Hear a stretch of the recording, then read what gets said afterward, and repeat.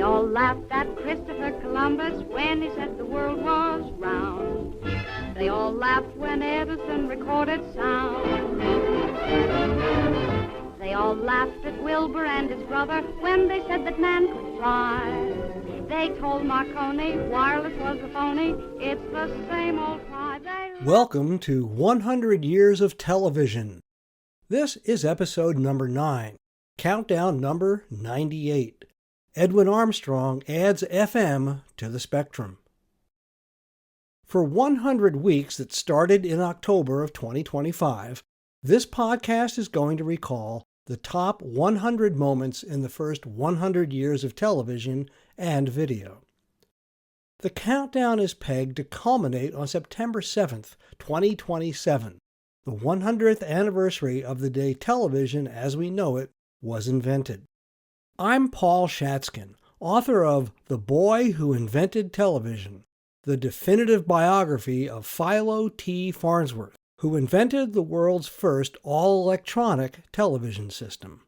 In the last episode, we witnessed the first demonstration of television to the general public at the Franklin Institute in Philadelphia in the summer of 1934. Today, we're going to learn how the television picture got its sound. Television isn't just moving pictures that fly through the air, there is sound, too.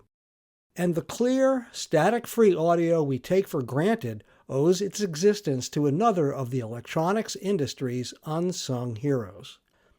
Radio exploded across the landscape in the 1920s, even though the actual experience of tuning in was plagued with static, a frequent hum and crackle that came and went with the weather. Into that noisy ether stepped the quiet genius of Edwin Howard Armstrong. Before the 1920s, Armstrong invented two circuits that helped make radio a mass medium. The first was the regenerative circuit that made radio signals loud enough to hear through speakers instead of headphones. The second was the superheterodyne circuit that made tuning radios easier across the spectrum of broadcast frequencies.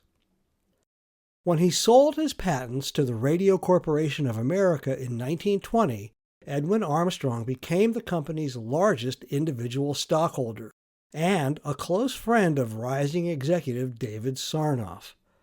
The two men often spent their evenings together in Sarnoff's personal radio room, tuning in radio signals from around the world.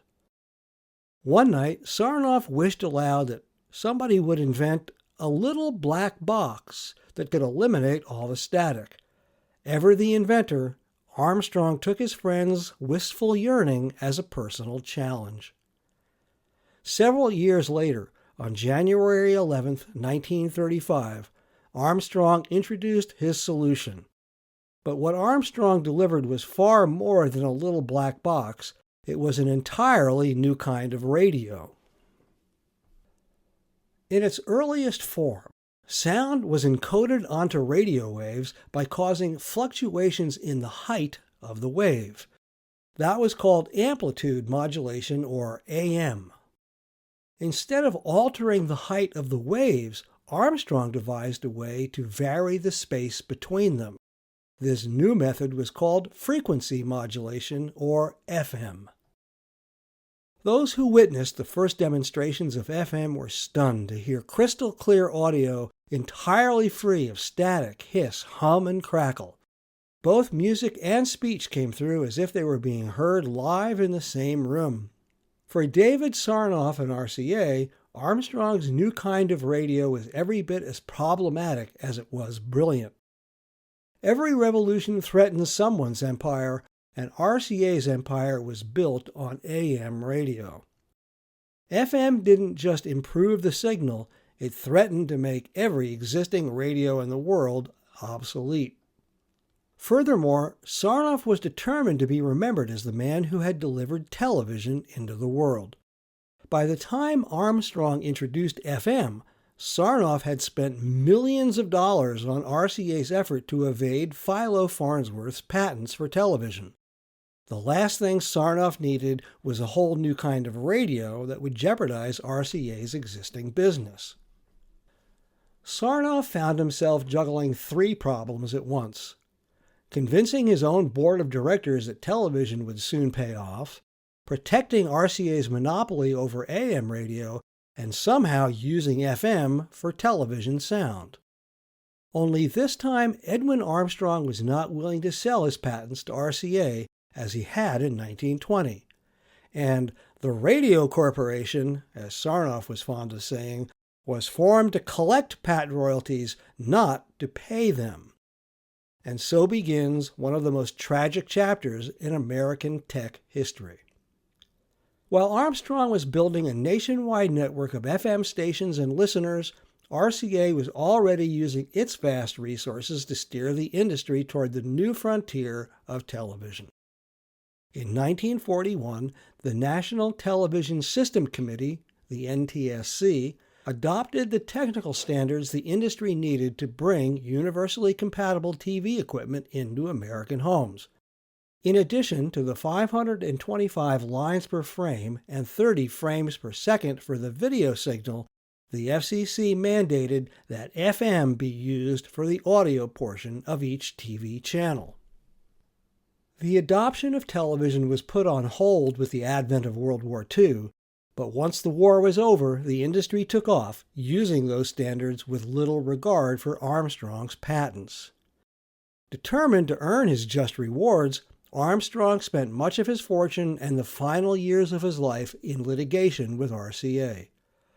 Broke and broken, the man once known for performing acrobatics atop his own towering radio antennas stepped out of the window of his Manhattan apartment on July 31, 1954, and plunged 13 floors to his death. One of the most brilliant and accomplished inventors of the 20th century, a seminal figure in electronic communications, was dead at the age of 63, leaving his widow Marion to pursue his legacy for another decade. RCA wouldn't settle with the Armstrong estate until 1967. But until television went entirely digital in 2009, the audio portion of every analog TV broadcast still relied on the high-fidelity audio technology Edwin Armstrong introduced in 1935.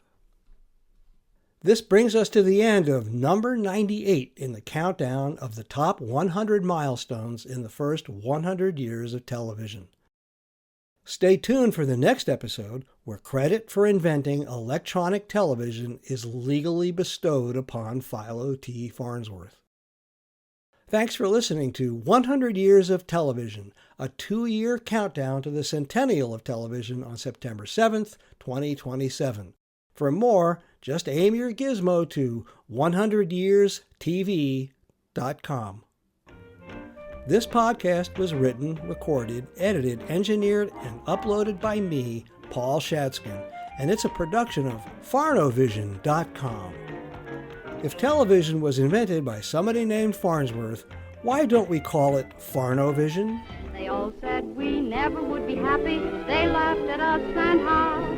But ho, ho, ho, who got the last laugh?